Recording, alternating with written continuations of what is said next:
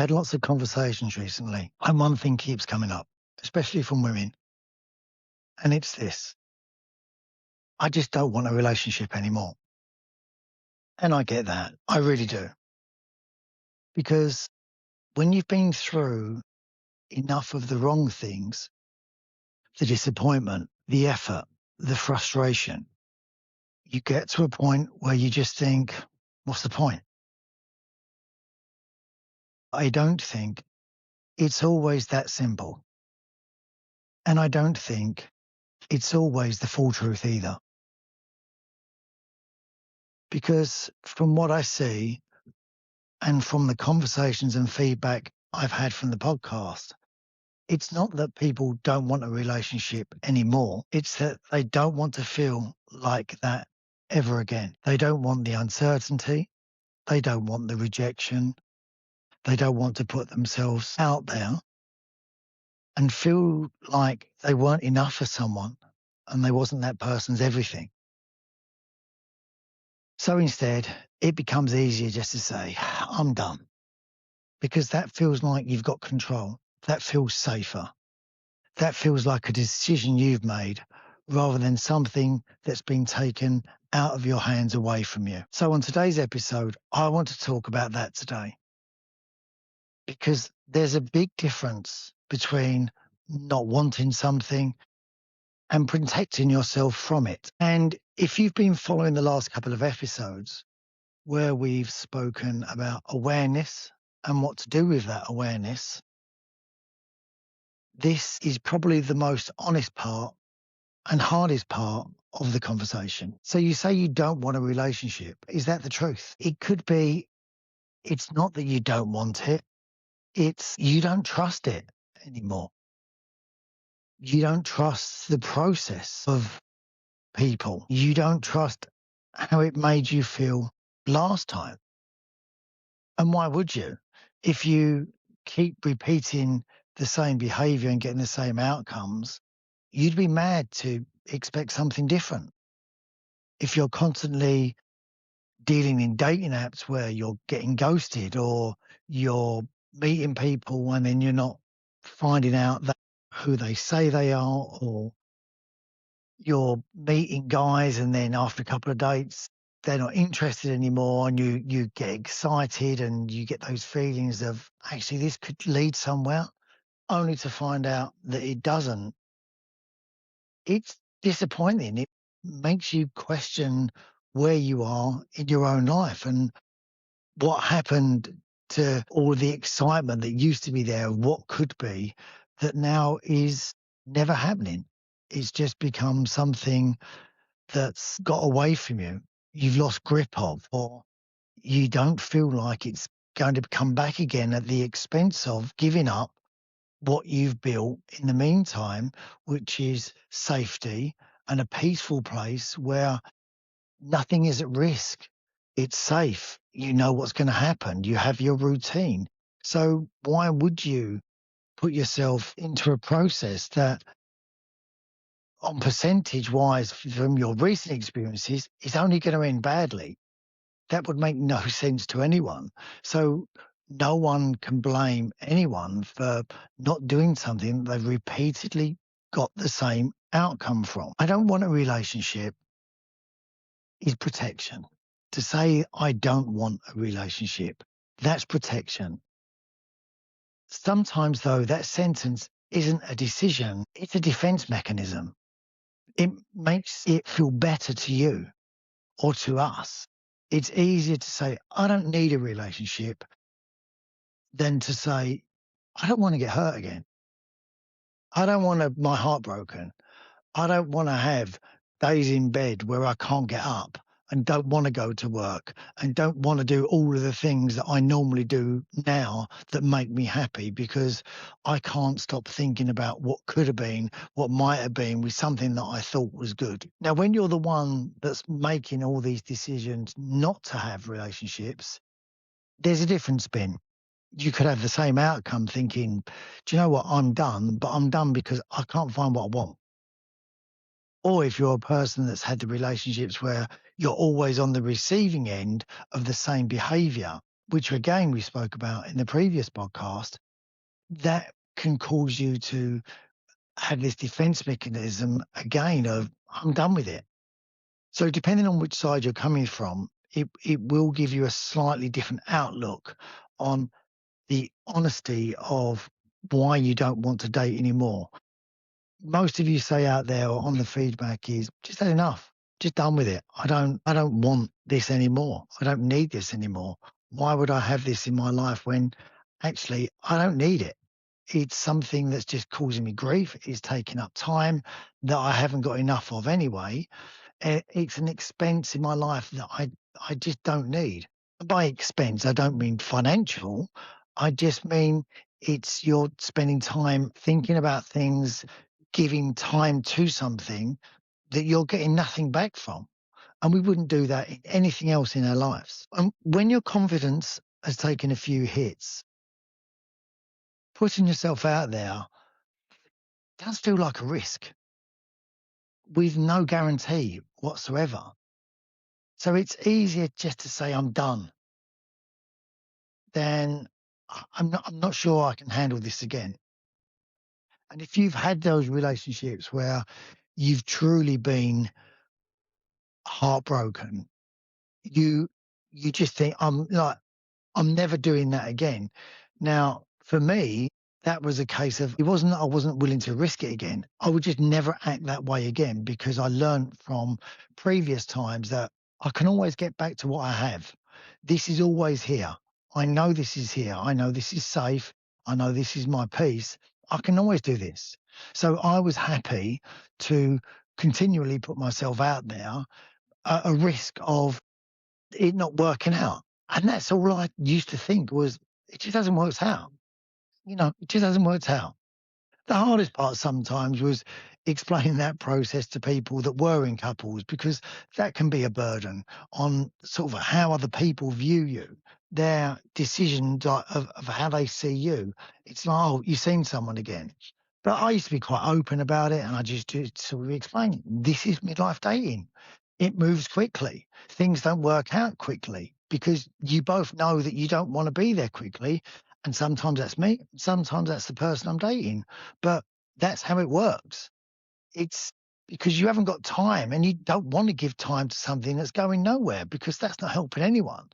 So the best, most honest thing to do is just to cut your losses really quickly and move on and try something else. And then sometimes you find that, you go back to that peace that you had before for a while and stay there until you're comfortable in that again, until your energy is at a place where you think, do you know what, I can try this again.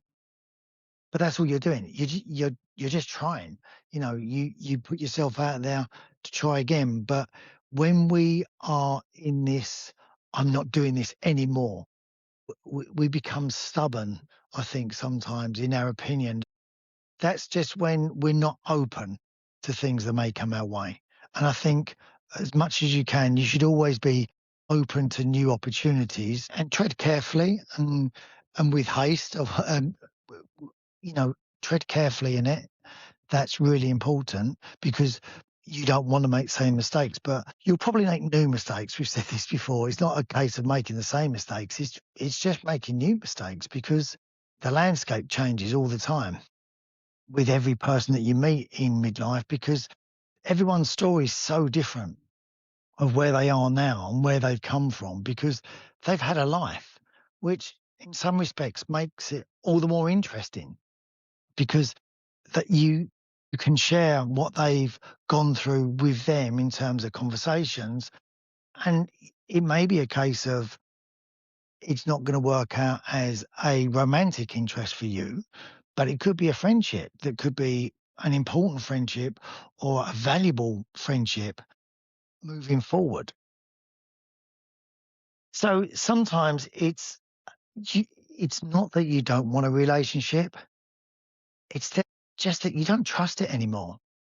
You don't trust that people are going to be honest, and they're not going to be. Lots of people aren't going to be honest about things because they just want to keep those things to themselves, and they don't think maybe that it's something that you need to know. So everyone is going to keep those parts of them that they're probably not the happiest about that they've done in the past when they probably had their reasons for doing them, but they're not always going to be honest about everything in their life. And sometimes they probably want to break from it themselves. If they've had to live with that right the way through, they just probably want to break from it, move away from it and detach themselves from it. You can say it's them not being honest, but maybe they just want a clean start. And just saying that you don't want to date again, is that a decision or is that a protection? Is it is it a self mechanism that we do to say sort of like, you know, I know how this ends. I've seen how this ends. I've done this 3 or 4 times. I'm not doing it again, so I'm not starting it. You know, I know this is a race I'm not winning, and I don't wanna give up halfway through or someone to give up on me halfway through, and then for me just to be disappointed again because I'm fed up picking up the pieces afterwards. And it's very difficult midlife dating because you're going to need to expect a lot of that because that's what a lot of it is. It's more complicated. It's messy. It's it it's square pegs, round holes a lot of the time that we're trying to fit in. And you know, on paper, may meet someone you think, right, I'm attracted to them, they're attracted to me, this is good. But it's everything else that doesn't match up. And sometimes it takes you a couple of months to find that out. And that used to be the experience that I found was that I went through a lot of short term relationships. But I look at it as like I had great fun. It was a great experience. Sometimes it was disappointing, but that's all I ever let it get to. It was always disappointing because I think I approached things enthusiastically, but at the same time thinking, this is like a roller coaster. I'm going to get on.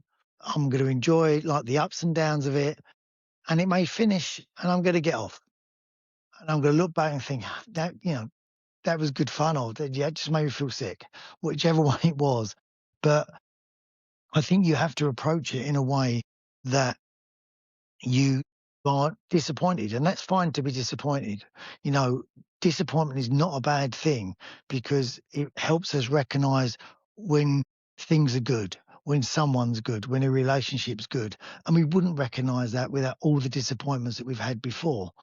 So, as long as you're not throwing yourself in too deep too quickly and just letting it be, just going along with it like we used to. That's the thing that we lose from in midlife is that we're so focused on outcomes because the sands of time are draining quickly. It feels like sometimes that we forget. I can just enjoy the moment. And if this goes to more moments, I'll enjoy those moments. But if it doesn't, it doesn't. If we look at marriage, let's say that, you know, people get married and they stand up at the altar and they swear blind that they love each other, and they do in that moment. I truly believe they do at that moment. But none of them are going to know how things work out. And let's look at the percentages of marriage. They obviously don't work out, but that's with the best intentions. So if you're aware of this when you go into dating, instead of saying, I'm not dating because I'm fed up with it, maybe reframe it and say, I'm going to date. It's probably not going to go anywhere, but I'm going to have good fun doing it. I'm going to meet some people. And yes, I'm going to get ghosted from time to time. And yes, I'm going to meet some complete twats. But, you're meeting these kind of people anyway in normal day life. So it's just an extension of that. But there's always a chance of you might not.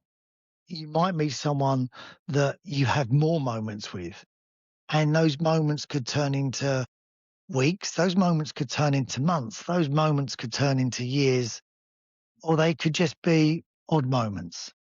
But you can enjoy them, and as long as you're not giving up everything that you've built, that's fine.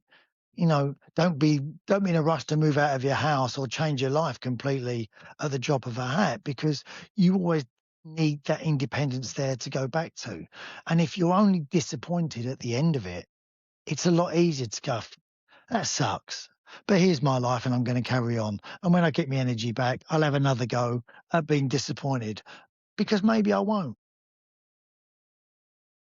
It's the question of peace versus connection. So if you've built a peaceful life, connection or the possibility of connection is going to disrupt that. But here's the thing, it only needs to disrupt that momentarily. It will only completely disrupt it if you let it. And you can still be in control of this. It doesn't mean that you can't be in control of the pace of the relationship. And that's hard sometimes as well when you get excited, that you want to throw everything into it. But it's fine. You can slow down. If you just see someone once a week to start with, and if you want to see them more, obviously you see them more. But remember that, if you normally play whatever it may be, paddle, let's say, on a Wednesday night with the guys or with the girls, don't give that up. If this other person says to you, "How about a date next Wednesday?" Go, "I can't do that. I have a long-term standing commitment that I need to keep." They should respect that and go, "Completely understand." And that's great. Because to me, that would say that someone, if I met a girl with that she's independent, which is good. Independence can be an attractive trait, because that means the person's got a mind of their own and they've got hobbies of their own as well. And as much as you want to be with someone where you share interests, it's also important to have your own interests because you need to make sure they're okay when you're doing the things that you want to do and them not just going, "Oh, okay, well, I'll just sit here and watch telly then while you're out with your friends having a good time." And if that's the case, sometimes you just got to go, "Okay, good. Enjoy the TV. I'm going to do that because I've always done that. And I'll always do that once you've gone, if you go." And that's a sort of a different way of approaching relationships sometimes in terms of in midlife, you can have your own life and still have part of your life together. You can have your own house. They can have their house, and these can overlap, intertwine. You don't have to be in the same house, to live together. They can stay at yours. You can stay at theirs, and you can have nights on your own as well because you need to know that you're not giving up that person. And if when someone meets you, if they fall for you, they don't want you to change. They want you to be the person that they are when they met you.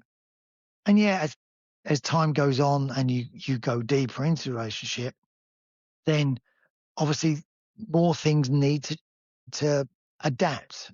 But they don't necessarily have to change dramatically. You just have to work them into your relationship, I guess. So it could be a case of it's not that you're done with men or women. You're just done with how it made you feel. You're done with questioning what you did wrong. And you're done with looking at the messages and scrolling back and finding out, what was the point? What was the turning point? And all these things you're never going to know. And let's be honest, it doesn't matter. It just doesn't matter. If you're not enough for someone, so be it. Let them go. You don't want someone in your life that you're not enough for. And if what you are is not enough, then they need something else anyway, because you were never going to make them happy. And ultimately, they were never going to make you happy because they didn't want you. Why would you want someone in your life that doesn't want you? I've never got that. And it took a while to sort of learn that, I think. But, if someone doesn't want you in their life, they're giving you the answer that you need. You don't need any more answers. You don't need a long conversation about why it hasn't worked out because a lot of the time that's for them. That's to make them feel better about doing something crappy to someone else to make their conscience feel like a little bit better. You don't need that. You're fine. You can just be comfortable and go, all right, if I'm not for you, I'm not for you. Lovely to meet you. Take care. On your way. And then we just move on and like I said, we get our energy back. And then when we're ready, we can maybe try again. But I completely get if you don't ever want to try again. But look at why, why you don't want to try again. If you're completely off of relationships, because lots of us say, I don't want a relationship anymore, but like someone there to take the bins out. I would I would like someone to do the jobs that I can't do, or someone just to talk to on the couch occasionally. If there's those things, then maybe you do want a relationship in no matter what form that takes for you. We're all different about what we want out of someone, but maybe you do. It's just that you don't want the aggravation and the grief that can cause. But has there ever been any guarantee of that? There's never been any guarantee of anything. There's no guarantee when you start a new job, you're not going to get sacked or you're not going to leave. We're very good at managing things when it's on our own terms and our own decision because we feel like in control of the decision, the outcome. It's when we're not in control that it's harder to deal with, when it's out of our control and not our decision because we're left with these questions that we want to know everything. We want to know exactly why. We want to know the most hurtful things the other person was thinking or did and every detail of it. For what reason? It doesn't change anything at all. And, once someone shows you who they are, believe them. It's that simple. So peace is safe. Peace is comfortable. Peace is familiar. But at times it can also be lonely. It can also be solitary. And we might fill those gaps with cats and dogs or whatever it may be. But that's us giving love to something else. And we also need to have it back as well sometimes because that's nice. And it's okay to recognize that that's nice. And maybe it's something that you can say, it is nice, but it's not worth the risk for me. And I completely understand that, hearing that from people. And I think that lots of people have got to the stage where they're they're just happy not to have the grief of it. I don't know if they're so happy not to have someone. And when I hear people say, I've just accepted it now that I'm going to be on my own. Well, you don't have to accept it. It may be the case, but it doesn't mean that you have to accept it. You don't have to give up. You don't have to just lay down and just say, well, I'm done with it. I've accepted it. I'm never going to find everyone. Found someone at the age of 78 on a cruise ship randomly. So, well, she said it was randomly, but it can always happen. It can happen to all of us. It can happen to everyone at any time. We just never know. So, you know, don't accept it in terms of finalizing it. Be open to something happening, but obviously be fine if it doesn't. You'll be happy because you've got everything. So the real question, is it that you don't want a relationship or you don't want to feel rejected and disappointed again? And that's a hard question to ask ourselves. And I understand whichever side of the fence you may fall on. It could be that, yeah, I really do want a relationship, but I want it all to go swimmingly well and I don't want it to end and I don't want to feel disappointed. No one's ever going to give you that guarantee. You know, marriage doesn't ever give you that guarantee. Both people will try as hard as they can. Both people will hopefully change together because we all change as we get older constantly. All of us, from when we were 20, we're a different person to when we're 30, 30 to 40, 40 to 50, 50 to 60. It continues.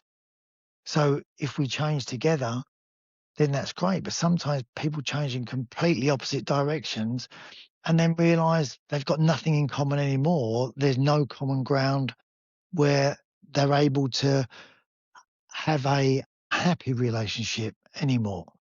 So they go their own ways. And that's increasing now, obviously, as we know.